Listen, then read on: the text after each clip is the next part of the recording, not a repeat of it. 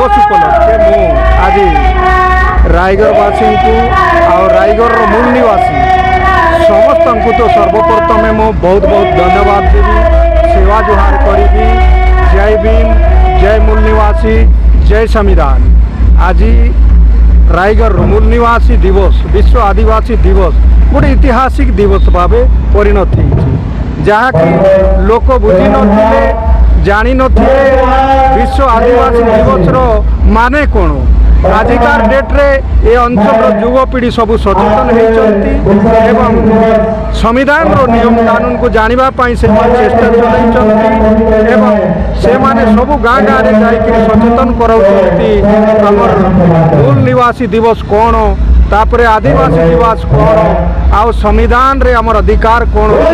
से सब जिनिसटा को जणाइबा पाई आम अंचल जेते युवपीढ़ी अछंती बहुजन समाज समस्ते दिन राति अहरह चेष्टा करी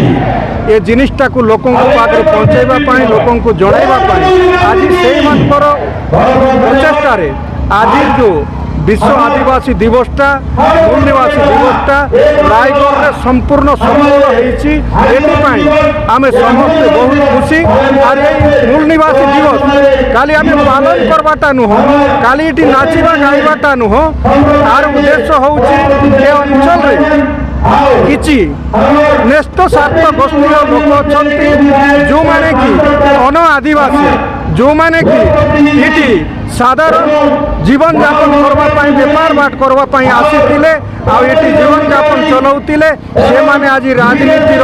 आगे नेता बने होउचंती एटिकार मूल निवासी एटिकार आदिवासी युवपीढ़ी मान को रास्ता घाट रे मारी देवा पाई धमक देउचंती रायगढ़ रे मारी देवा पाई धमक देउचंती से माने ब्लॉक भितरे पूर्वा पाई देबु नै बोली धमक देउचंती आ से मान आक्षेप करिचंती